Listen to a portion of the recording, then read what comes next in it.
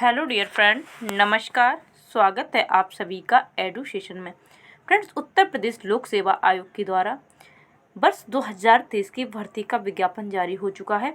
इसमें टोटली देखा जाए तो आपका जो 173 पदों पर भर्ती का विज्ञापन जारी हुआ है। ऑनलाइन आवेदन जो प्रारंभ है वो आपके 3 मार्च 2023 से हो चुके हैं।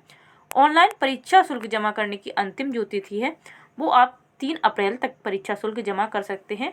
ऑनलाइन आवेदन सबमिट करने की जो तिथि है वो आपकी 6 अप्रैल रखी गई है। और यहाँ पर जो आपका आवेदन शुल्क है, आवेदन शुल्क की बात की जाए तो प्रारंभिक परीक्षा हेतु श्रेणीवार जो शुल्क है वो यहाँ पर आपको दिया गया है। और इसमें देखा जाए तो अनारक्षित, आर्थिक रूप से कमजोर वर्ग और अन्य पिछड़ा वर्ग की बात की जाए तो इनसे जो है 125 रुपये टोटली जो है शुल्क लिया जाएगा। अनुसूचित जाति, अनुसूचित जनजाति की बात की जाए तो इनसे जो है 65 रुपये का शुल्क है। दिव्यांग जन से टोटल जो है 25 रुपये का शुल्क है। भूतपूर्व सैनिक से जो है 65 रुपये का शुल्क है। और स्वतंत्रता संग्राम सेनानी के आश्रित, महिला और कुशल उत्कृष्ट खिलाड़ी, तो इनसे अपनी श्रेणी के अनुसार जो है, जो भी इनकी श्रेणी होगी, अनारक्षित है, अनुसूचित जाति जनजाति जो भी है, तो उनके अनुसार जो है इनकी जो फीस है उसका इनको जो है भुगतान करना पड़ेगा। और आगे चलते हैं, नेक्स्ट स्टेप देखते हैं नेक्स्ट आपका क्या है। तो यहाँ पर जो आपका फ्रेंड्स, इसका जो विज्ञापन है इस बार आधा अधूरा विज्ञापन जारी हुआ है। वैसे विज्ञापन लगभग जो है 20 पेज से ऊपर का जारी होता था, लेकिन इस बार इसकी मुख्य परीक्षा का जो सिलेबस है वो जारी नहीं किया गया है। सिर्फ इसकी जो है प्रिय परीक्षा का सिलेबस जो है वो जारी किया गया है। यहाँ पर बात की जाए इसकी जो है रिक्तियों की, तो टोटल जो रिक्तियां हैं वो आपकी 173 पदों पर भर्ती का विज्ञापन जारी हुआ है। और ग्रेड पे वगैरह वो यहाँ पर आप एक बार ज़रूर देख लें। यहाँ पर जो पद हैं तो पदों को एक बार जो है, पद क्या है, किस किस पद के लिए जो है वो आपका विज्ञापन जारी हुआ है। शैक्षिक योग्यता की बात की जाए तो आवेदन पत्र स्वीकार किए जाने की अंतिम तिथि तक अभ्यर्थियों को भारत में विधि द्वारा स्थापित किसी मान्यता प्राप्त विश्वविद्यालय की स्नातक उपाधि अवश्य धारित करनी चाहिए।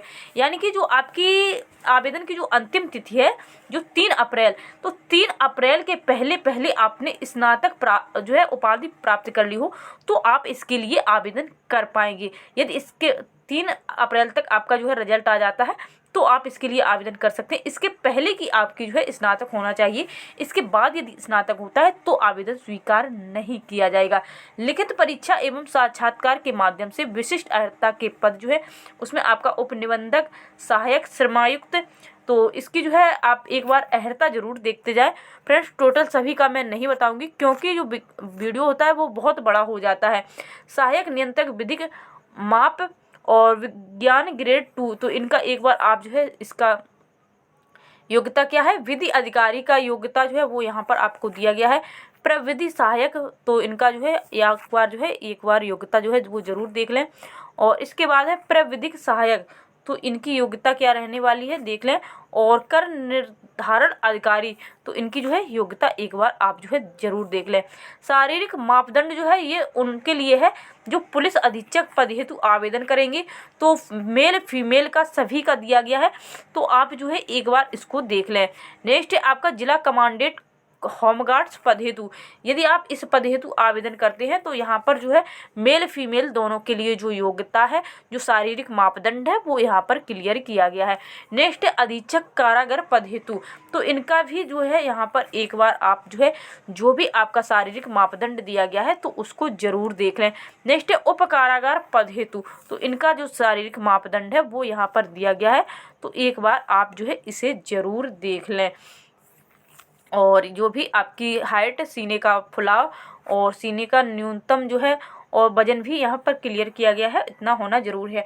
आयु सीमा की बात की जाए तो अभ्यर्थी की जो आयु है वो 1 जुलाई 2023 को 21 वर्ष की आयु अवश्य पूरी करनी चाहिए। जो 1 जुलाई आपकी 2023 की आने वाली है उस टाइम तक आपकी जो एज है वो 21 वर्ष हो जाए और उन्हें 40 वर्ष की अधिक आयु का नहीं होना है। और यदि इसके यहाँ पर ये भी क्लियर है 2 जुलाई 1983 से 1 जुलाई 2002 के बाद का जो है इन जन्म नहीं होना चाहिए, इसके मध्य का होना चाहिए। दिव्यांगजन हेतु अधिकतम आयु 55 वर्ष है और इसकी मतलब इनको छूट दी जाएगी इतनी। और बाकी का जो छूट का जो प्रावधान है वो यहाँ पर एक बार जो है आप अपनी कैटेगरी के अनुसार ज़रूर देख लें। आगे चलते हैं और नेक्स्ट देखते हैं सम्मिलित प्रबल अधिक का मुख्य लिखित परीक्षा एवं साक्षात्कार के संबंध में। तो जब मेंस के लिए फॉर्म अप्लाई होगा तो इसकी फ़ीस जो है वो अलग से पे करनी होगी। फिलहाल जो है हम लोग फ्री का देख लेते हैं क्योंकि मेंस का अभी जो है सिलेबस जारी नहीं हुआ है। और आगे चलते हैं फ्रेंड्स, इस एग्ज़ाम की बात की जाए तो यहाँ पर आपका जो है 1/3 का निगेटिव मार्किंग भी होता है। यहाँ पर आपको स्पष्ट लिखा है कि आपका जो 1/3 यानी कि 0.33 का जो है निगेटिव मार्किंग होता है। तो इस चीज़ का भी आपको ध्यान रखना है। और परीक्षा जो है वो आपकी ऑफलाइन होती है, ओमार जो सीट होती है उस पर आपको जो है आंसर्स देने होते हैं।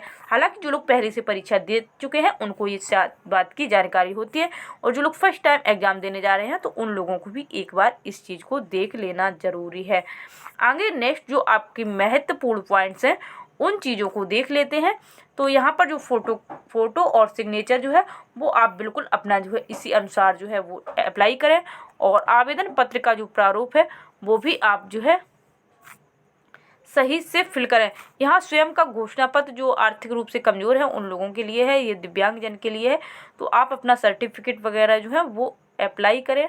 और डिसेबिलिटी के लिए है, बाकी की चीज़ें खेलकूद के लिए है। और यहाँ पर हम लोग देख लेते हैं जो सिलेबस है आपका प्रारंभिक परीक्षा का। तो प्रारंभिक परीक्षा का सिलेबस की बात की जाए, यहाँ पर परीक्षा की योजना, तो यहाँ पर सम्मिलित राज्य प्रवर अधीनस्थ सेवा परीक्षा 2023 हेतु प्रतियोगिता परीक्षा में क्रमवार 3 स्तर सम्मिलित है। यानी कि पहले आपकी प्रारंभिक परीक्षा होगी जो कि वस्तुनिष्ठ व बहुविकल्पी प्रकार की होगी, और उसके बाद होगी आपकी मुख्य परीक्षा जो कि आपकी लिखित परीक्षा होती है। मुख्य परीक्षा आपकी जो है लिखित परीक्षा होगी, और फिर आपका जो है पर्सनालिटी टेस्ट होता है।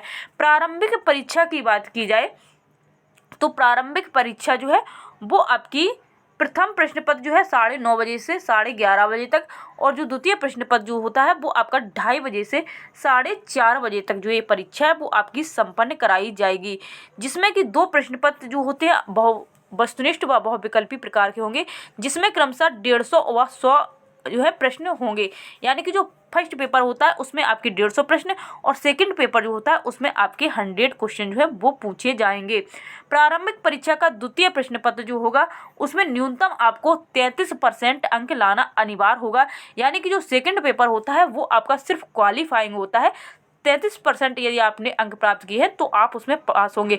लेकिन जो फर्स्ट पेपर आपका होता है उसके अनुसार आप सेकंड यानी कि जो मुख्य परीक्षा है उसमें बैठ सकते हैं। यदि आप सेकंड पेपर में सिर्फ 33% अंक लाते हैं तब आप पास माने जाएंगे। लेकिन फर्स्ट पेपर के अनुसार आपको मेरिट निर्धारित करेंगे कि आप जो है मुख्य परीक्षा में शामिल हो सकते हैं अथवा नहीं। मूल्यांकन के उद्देश्य से अभ्यर्थियों को प्रारंभिक परीक्षा के दोनों प्रश्न पत्रों में सम्मिलित होना बाध्यकारी है। यानी कि दोनों पेपर आपको देने जरूरी है। यदि कोई अभ्यर्थी दोनों प्रश्न पत्रों में सम्मिलित नहीं होता है तो वह डिस्क्वालीफाई हो जाएगा। यानी आपने एक पेपर दिया है दूसरा नहीं दिया है तो आप डिस्क्वालीफाई होंगे। अभ्यर्थियों की जो योग्यता क्रम है, मेरिट का निर्धारण है, उनके प्रारंभिक परीक्षा के प्रथम प्रश्न पत्र के प्राप्त अंकों के आधार पर किया जाएगा। जैसे कि अभी मैंने बताया कि जो आपका फर्स्ट पेपर है उसके अनुसार आपकी मेरिट बनेगी, और उसी के अनुसार आपको जो मुख्य परीक्षा होगी उसमें शामिल होने का मौका मिलेगा। नेक्स्ट आपका जो है मुख्य परीक्षा, तो मुख्य परीक्षा में अनिवार्य प्रश्न पत्र जिनका पाठ्यक्रम इस विज्ञापन के परिशिष्ट 6 में उल्लंघित है। तो यहाँ पर अनिवार्य जो विषय है वो आपका सामान्य हिंदी जिसमें 150 अंक का पेपर होगा, निबंध 150 अंक, सामान्य अध्ययन फर्स्ट 200 अंक, सामान्य अध्ययन सेकंड 200 अंक, सामान्य अध्ययन थर्ड जो है इसमें 200 अंक, सामान्य फोर्थ तो 200 अंक, सामान्य अध्ययन फिफ्थ तो ये 200 अंक, और ये सभी आपके लिखित पेपर होंगे, ये भी आपका 200 अंक का होने वाला है। सभी प्रश्न जो हैं वो आपके कन्वेंशनल यानी कि जो है परंपरागत प्रकार के होंगे, और यानी कि आपको लिखित परीक्षा देनी होगी। और इन प्रश्न पत्रों के हल करने की जो अवधि होगी वो आपकी 3 घंटे होगी और 200 अंक जो है वो इसके टोटल होते हैं। नेक्स्ट है आपका नोट दिया गया है एक 3 घंटे वाले प्रश्न पत्र का परीक्षा समय पूर्वाह्न 9:30 से 12:30 बजे तथा अपराह्न 2 बजे से 5 बजे होगा। अभ्यर्थी से सामान्य हिंदी के प्रश्न पत्र में न्यूनतम अंक पाने की अपेक्षा की जाएगी जो यथास्थिति शासन या आयोग द्वारा अवधारित किए जाएंगे। यानी कि जो आपका हिंदी वाला पेपर होगा उसमें एक न्यूनतम अंक निर्धारित कर दिए जाएंगे कि आप इतने अंक पा लें तो आप इस प्रश्न पत्र में क्वालिफाई है। बाकी के जो पेपर होंगे वो आपकी मेरिट को निर्धारित करेंगे। जो आपका पर्सनालिटी टेस्ट होगा वो आपका 100 मार्क का होने वाला है। जो पर्सनालिटी टेस्ट होगा वो आपका 100 मार्क का होगा, जिसमें कि अभ्यर्थियों की सामान्य जागरूकता, बुद्धि, चरित्र, अभिव्यक्ति की क्षमता, व्यक्तित्व एवं सेवा के लिए सामान्य उपयुक्तता की दृष्टि रखते हुए सामान्य अभिरुचि के विषयों से संबंधित होगी। तो ये आपकी 100 मार्क की होती है। अब हम लोग देख लेते हैं जो आपका प्रारंभिक परीक्षा हेतु जो सिलेबस है, तो 2 घंटे की आपका जो फर्स्ट वाला पेपर होगा 2 घंटे का होगा और 200 अंक का होगा।